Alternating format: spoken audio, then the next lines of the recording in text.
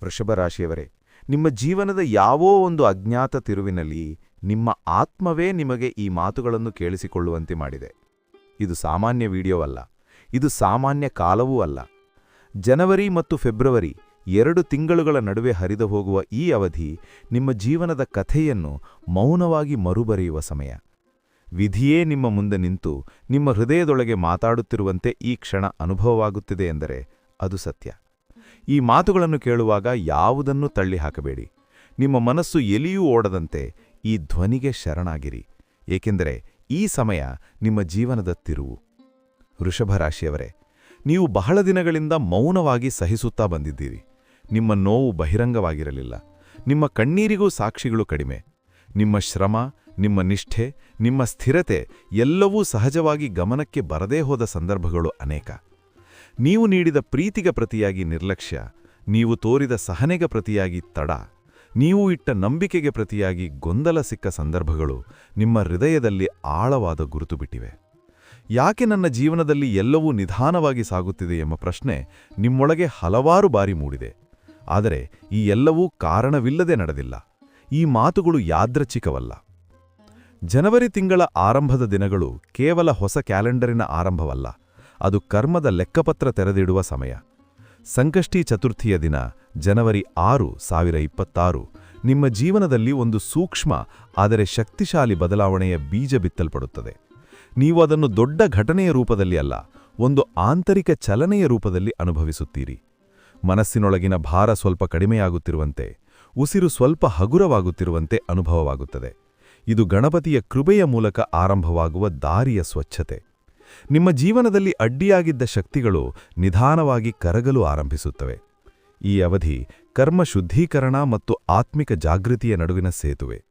ನೀವು ಹಿಂದೆ ಅನುಭವಿಸಿದ ತಿರಸ್ಕಾರಗಳು, ವಿಳಂಬಗಳು, ಅಸ್ಪಷ್ಟತೆಗಳು ಶನಿಯ ಪಾಠಗಳ ಭಾಗ. ಶನಿ ನಿಮ್ಮನ್ನು ಶಿಕ್ಷಿಸಲಿಲ್ಲ, ಅವನು ನಿಮ್ಮನ್ನು ತಯಾರಿಸಿದ.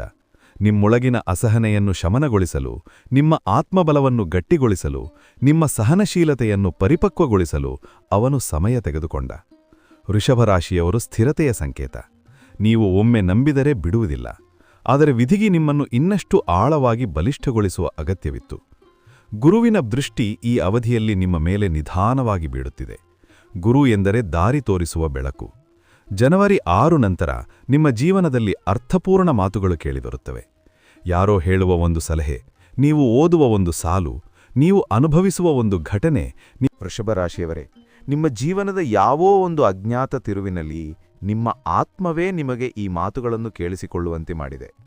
ಇದು ಸಾಮಾನ್ಯ ವಿಡಿಯೋ ಅಲ್ಲ, ಇದು ಸಾಮಾನ್ಯ ಕಾಲವೂ ಅಲ್ಲ. ಜನವರಿ ಮತ್ತು ಫೆಬ್ರವರಿ 2 ತಿಂಗಳುಗಳ ನಡುವೆ ಹರಿದು ಹೋಗುವ ಈ ಅವಧಿ ನಿಮ್ಮ ಜೀವನದ ಕಥೆಯನ್ನು ಮೌನವಾಗಿ ಮರುಬರೆಯುವ ಸಮಯ. ವಿಧಿಯೇ ನಿಮ್ಮ ಮುಂದೆ ನಿಂತು ನಿಮ್ಮ ಹೃದಯದೊಳಗೆ ಮಾತಾಡುತ್ತಿರುವಂತೆ ಈ ಕ್ಷಣ ಅನುಭವವಾಗುತ್ತಿದೆ ಎಂದರೆ ಅದು ಸತ್ಯ. ಈ ಮಾತುಗಳನ್ನು ಕೇಳುವಾಗ ಯಾವುದನ್ನೂ ತಳ್ಳಿಹಾಕಬೇಡಿ. ನಿಮ್ಮ ಮನಸ್ಸು ಎಲ್ಲಿಯೂ ಓಡದಂತೆ ಈ ಧ್ವನಿಗೆ ಶರಣಾಗಿರಿ, ಏಕೆಂದರೆ ಈ ಸಮಯ ನಿಮ್ಮ ಜೀವನದ ತಿರುವು. ವೃಷಭ ರಾಶಿಯವರೇ, ನೀವು ಬಹಳ ದಿನಗಳಿಂದ ಮೌನವಾಗಿ ಸಹಿಸುತ್ತಾ ಬಂದಿದ್ದೀರಿ. ನಿಮ್ಮ ನೋವು ಬಹಿರಂಗವಾಗಿರಲಿಲ್ಲ. ನಿಮ್ಮ ಕಣ್ಣೀರಿಗೂ ಸಾಕ್ಷಿಗಳು ಕಡಿಮೆ. ನಿಮ್ಮ ಶ್ರಮ, ನಿಮ್ಮ ನಿಷ್ಠೆ, ನಿಮ್ಮ ಸ್ಥಿರತೆ ಎಲ್ಲವೂ ಸಹಜವಾಗಿ ಗಮನಕ್ಕೆ ಬರದೇ ಹೋದ ಸಂದರ್ಭಗಳು ಅನೇಕ. ನೀವು ನೀಡಿದ ಪ್ರೀತಿಗೆ ಪ್ರತಿಯಾಗಿ ನಿರ್ಲಕ್ಷ್ಯ, ನೀವು ತೋರಿದ ಸಹನೆಗೆ ಪ್ರತಿಯಾಗಿ ತಡ, ನೀವು ಇಟ್ಟ ನಂಬಿಕೆಗೆ ಪ್ರತಿಯಾಗಿ ಗೊಂದಲ ಸಿಕ್ಕ ಸಂದರ್ಭಗಳು ನಿಮ್ಮ ಹೃದಯದಲ್ಲಿ ಆಳವಾದ ಗುರುತು ಬಿಟ್ಟಿವೆ. ಯಾಕೆ ನನ್ನ ಜೀವನದಲ್ಲಿ ಎಲ್ಲವೂ ನಿಧಾನವಾಗಿ ಸಾಗುತ್ತಿದೆ ಎಂಬ ಪ್ರಶ್ನೆ ನಿಮ್ಮೊಳಗೆ ಹಲವಾರು ಬಾರಿ ಮೂಡಿದೆ. ಆದರೆ ಈ ಎಲ್ಲವೂ ಕಾರಣವಿಲ್ಲದೆ ನಡೆದಿಲ್ಲ. ಈ ಮಾತುಗಳು ಯಾದೃಚ್ಛಿಕವಲ್ಲ. ಜನವರಿ ತಿಂಗಳ ಆರಂಭದ ದಿನಗಳು ಕೇವಲ ಹೊಸ ಕ್ಯಾಲೆಂಡರಿನ ಆರಂಭವಲ್ಲ, ಅದು ಕರ್ಮದ ಲೆಕ್ಕಪತ್ರ ತೆರೆದಿಡುವ ಸಮಯ. ಸಂಕಷ್ಟಿ ಚತುರ್ಥಿಯ ದಿನ ಜನವರಿ 6, 2026 ನಿಮ್ಮ ಜೀವನದಲ್ಲಿ ಒಂದು ಸೂಕ್ಷ್ಮ ಆದರೆ ಶಕ್ತಿಶಾಲಿ ಬದಲಾವಣೆಯ ಬೀಜ ಬಿತ್ತಲ್ಪಡುತ್ತದೆ. ನೀವು ಅದನ್ನು ದೊಡ್ಡ ಘಟನೆಯ ರೂಪದಲ್ಲಿ ಅಲ್ಲ, ಒಂದು ಆಂತರಿಕ ಚಲನೆಯ ರೂಪದಲ್ಲಿ ಅನುಭವಿಸುತ್ತೀರಿ. ಮನಸ್ಸಿನೊಳಗಿನ ಭಾರ ಸ್ವಲ್ಪ ಕಡಿಮೆಯಾಗುತ್ತಿರುವಂತೆ, ಉಸಿರು ಸ್ವಲ್ಪ ಹಗುರವಾಗುತ್ತಿರುವಂತೆ ಅನುಭವವಾಗುತ್ತದೆ. ಇದು ಗಣಪತಿಯ ಕೃಪೆಯ ಮೂಲಕ ಆರಂಭವಾಗುವ ದಾರಿಯ ಸ್ವಚ್ಛತೆ. ನಿಮ್ಮ ಜೀವನದಲ್ಲಿ ಅಡ್ಡಿಯಾಗಿದ್ದ ಶಕ್ತಿಗಳು ನಿಧಾನವಾಗಿ ಕರಗಲು ಆರಂಭಿಸುತ್ತವೆ. ಈ ಅವಧಿ ಕರ್ಮ ಶುದ್ಧೀಕರಣ ಮತ್ತು ಆತ್ಮಿಕ ಜಾಗೃತಿಯ ನಡುವಿನ ಸೇತುವೆ. ನೀವು ಹಿಂದೆ ಅನುಭವಿಸಿದ ತಿರಸ್ಕಾರಗಳು, ವಿಳಂಬಗಳು, ಅಸ್ಪಷ್ಟತೆಗಳು ಶನಿಯ ಪಾಠಗಳ ಭಾಗ. ಶನಿ ನಿಮ್ಮನ್ನು ಶಿಕ್ಷಿಸಲಿಲ್ಲ, ಅವನು ನಿಮ್ಮನ್ನು ತಯಾರಿಸಿದ. ನಿಮ್ಮೊಳಗಿನ ಅಸಹನೆಯನ್ನು ಶಮನಗೊಳಿಸಲು, ನಿಮ್ಮ ಆತ್ಮಬಲವನ್ನು ಗಟ್ಟಿಗೊಳಿಸಲು, ನಿಮ್ಮ ಸಹನಶೀಲತೆಯನ್ನು ಪರಿಪಕ್ವಗೊಳಿಸಲು ಅವನು ಸಮಯ ತೆಗೆದುಕೊಂಡ. ವೃಷಭರಾಶಿಯವರು ಸ್ಥಿರತೆಯ ಸಂಕೇತ. ನೀವು ಒಮ್ಮೆ ನಂಬಿದರೆ ಬಿಡುವುದಿಲ್ಲ. ಆದರೆ ವಿಧಿಗೆ ನಿಮ್ಮನ್ನು ಇನ್ನಷ್ಟು ಆಳವಾಗಿ ಬಲಿಷ್ಠಗೊಳಿಸುವ ಅಗತ್ಯವಿತ್ತು.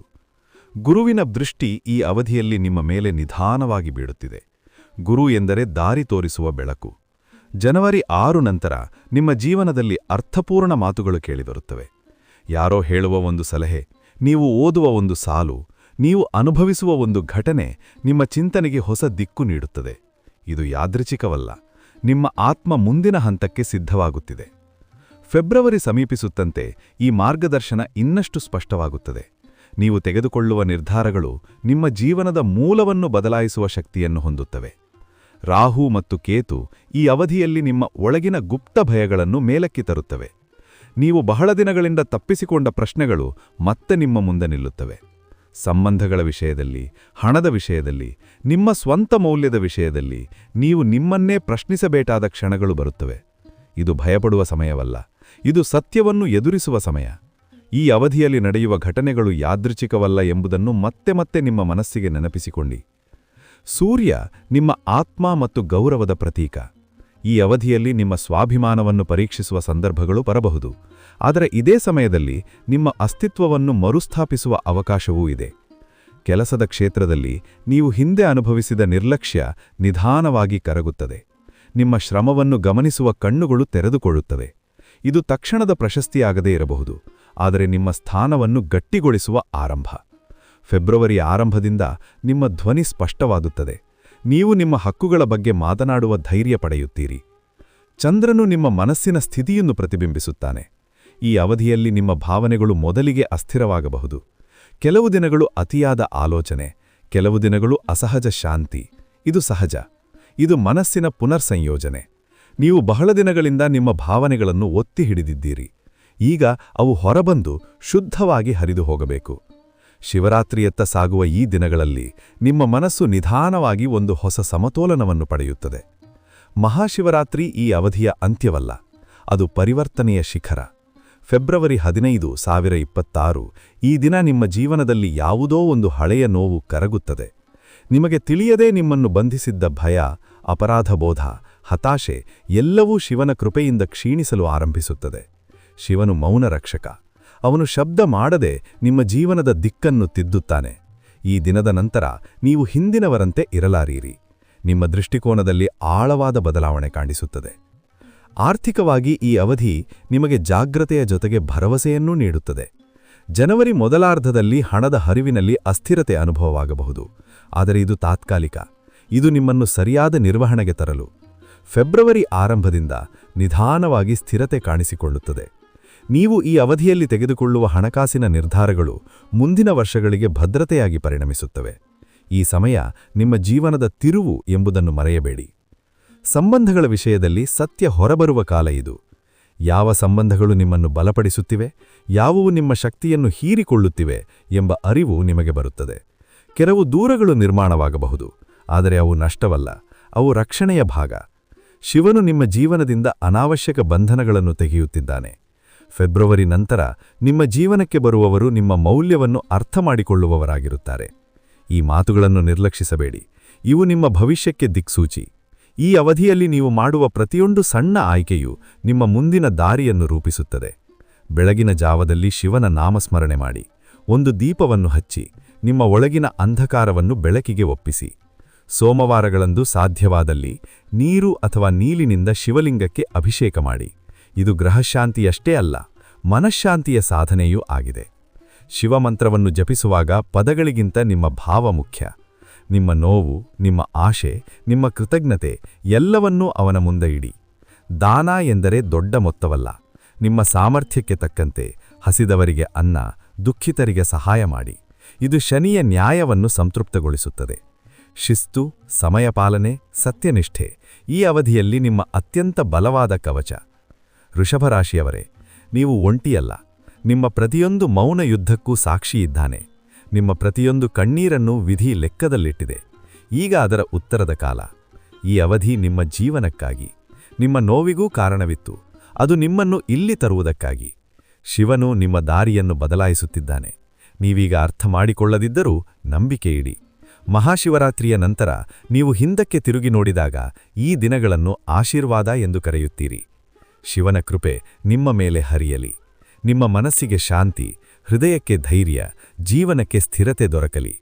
ನಿಮ್ಮ ಪ್ರತಿಯೊಂದು ಹೆಜ್ಜೆಯೂ ರಕ್ಷಿತವಾಗಿರಲಿ. ನಿಮ್ಮ ದಾರಿ ಬೆಳಕಿನಿಂದ ತುಂಬಿರಲಿ. ಹರ ಹರ ಮಹಾದೇವ. ಧನ್ಯವಾದಗಳು.